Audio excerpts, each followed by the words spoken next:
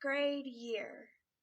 My ninth grade year was, I was kind of stuck in a rut where I was a good girl at my grandma's and I would get into all kinds of trouble and all kinds of mess at my mom's, and then I would come and be repenting at my grandma's again.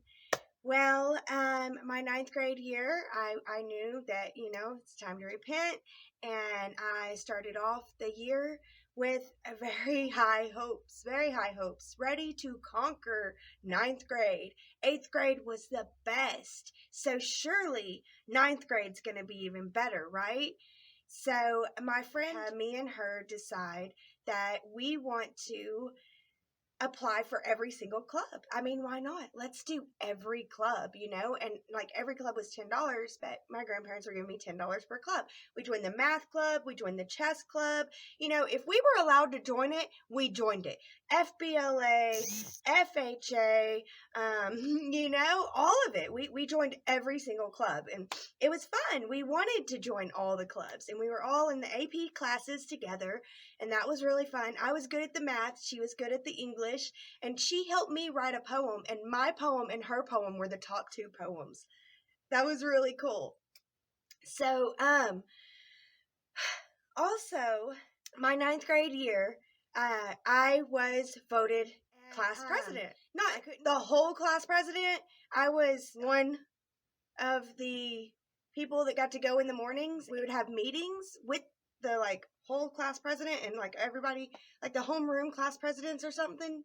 And that's, I don't know, that became our homeroom, I guess.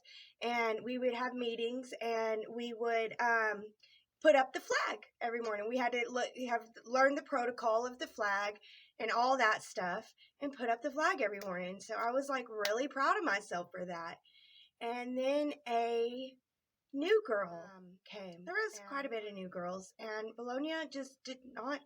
The school I was in, they love me, but they do not like newcomers. But I understand what it feels like to be a newcomer. So I welcomed her and I took her in, and I was really nice and kind to her. And she also smoked cigarettes, but so did a lot of girls. At this time, I had been smoking all summer.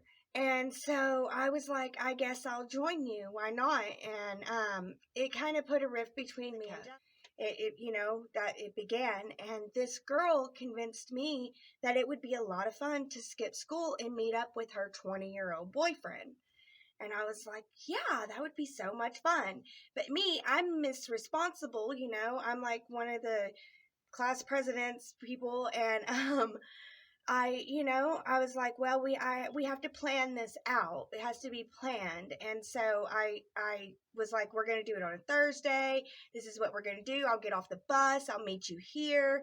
And, and I talked to all my teachers and was like, I got a doctor's appointment Thursday. Will you please give me my homework in advance? They were like, yeah, here you go. And I was like, thank you. And so I had all that, and I turned it in before Thursday. I turned it in Wednesday because I was like, here you go. I'm not going to be here tomorrow, so I'll see you Friday. And they're like, okay.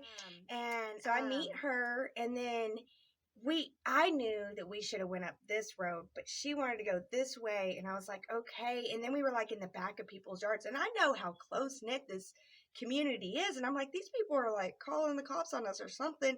And she's wanting to smoke a cigarette right at these people's patio, and I'm like, no, let's go over here. And then we went into, it was at a gas station, and my preacher drives up looking at us, and then all of a sudden the cops are there, and they're like, what are y'all doing? Y'all trying to skip school? And then they searched both of us, and she had drugs on her. She had a heavy drugs on her that I was like, oh my gosh, I'm almost kind of glad that I didn't go with her. But they took her to juvie, and they took me to the police station and called my grandpa, because they all knew my grandpa. My grandpa came down and talked to me, and he really didn't say much. It was just the disappointment on his face was hard to bear. It was hard for me to bear. And I went home, and my uncle, the one that's only 10 years older than me, he was like, So, yeah.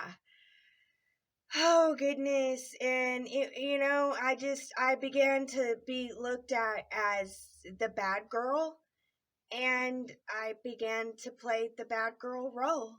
I I didn't want to fight it no more.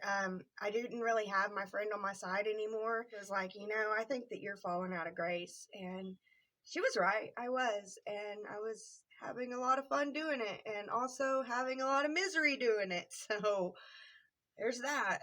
But yeah, they're right. I did. I fell from grace, and I then began to hang out with the skater kids because they would hang out after school, and I could hang out after school. I would wear a bunch of baggy stuff, and I was a skater kid.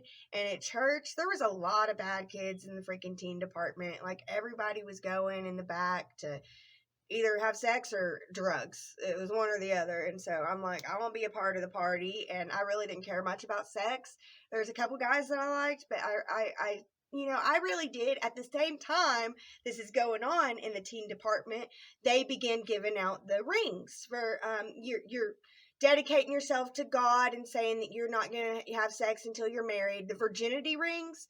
I don't know if anybody look up the virginity rings from the 90s, they, and I really was like, like I'm falling from grace, but I still want to hold on to some grace, and I cared about my virginity ring. I really did. And I know it sounds like I'm trying to convince you, but I did. And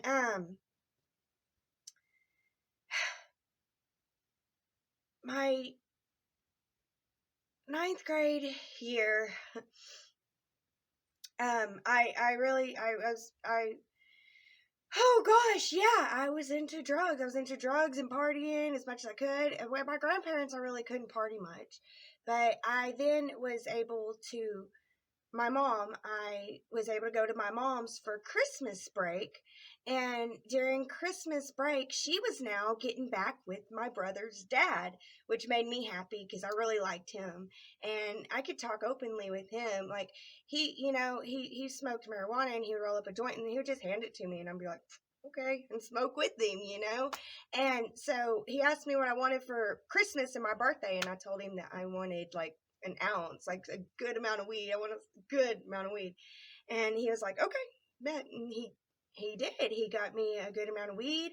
And he also thought that that was a good idea for the teenagers. So at our family Christmas get together, he pulled us to the side, pulled us all to the side, and was like, here's your Christmas present, and gave us all an ounce of weed. And we were like, awesome. And then for some reason we were like, okay, what are we going to do with this? And we were like, okay, what we're going to do is we're going to put it all together. And then, because what was happening was we were having a family Christmas party, but Christmas parties is like this family, and then you go with this family, and then you go with this family, and you go with this family, and then you come back together. And I was set to go with and her dad, and Erin was going with her dad, and their stepsister was going with her mom because her dad was the one married to their mom. It gets complicated, I know, but yeah. So we put it all together, and then like after she leaves, like we should take it all, and I was just like, I don't know, but like I try to say that I get talked into stuff, but that's no excuse. I really am. I went along with it. I was like, yeah, let's take it all. So we took it all, and we then went with Dad to a hotel room, and we were all staying in this hotel room. And me and we waited for the boys to go to sleep, and then once they did, we took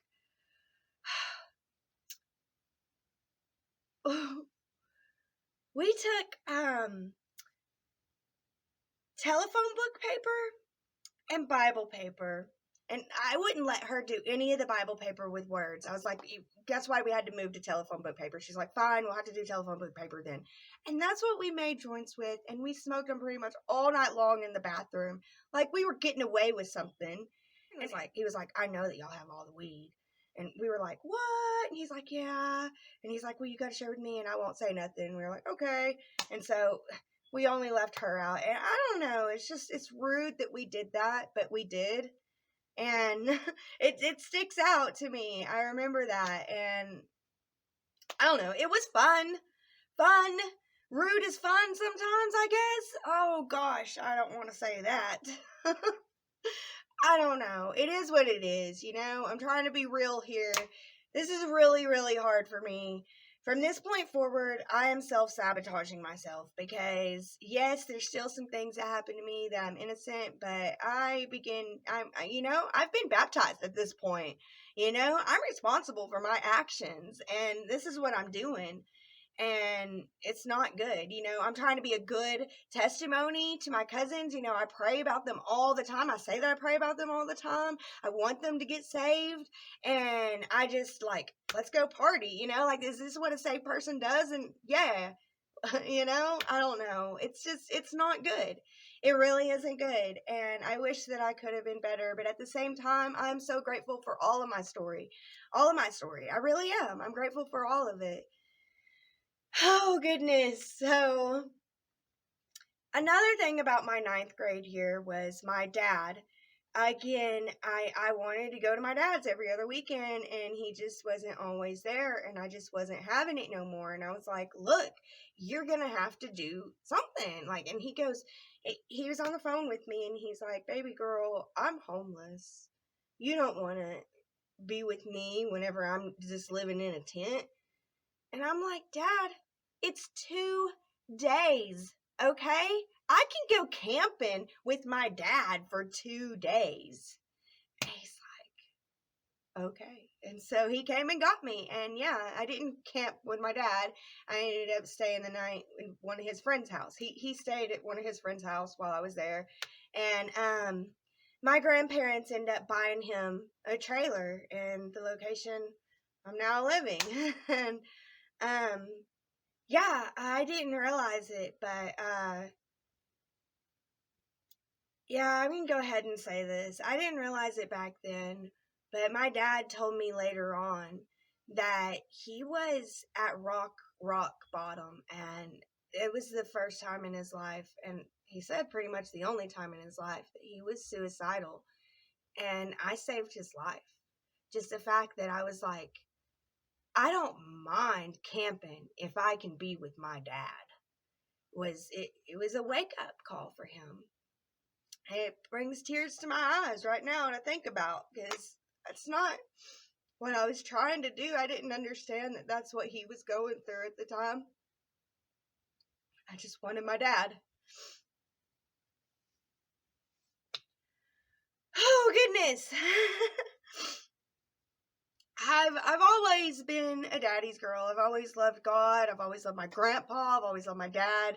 It's the mommy wound that has been the harsh thing for me that I've had to overcome, is my mommy wound, and that has been tough. And despite all that she's done, I do forgive her. I understand that she has her own wounds. She has her own stories, My story's not her story, but she's in my story. So it is what it is, and that was my ninth grade year, y'all.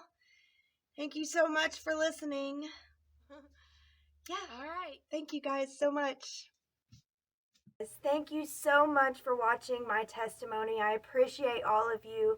I just want to put a disclaimer here at the end. This testimony is based off my memories and how I remember it, and memories can get convoluted, distorted. So maybe not all the details are factual, and it's not a completely factual story, but it's still my story and my truth. And I really appreciate all of you for watching. So I hope that you enjoyed it. Thank you so much for watching my story.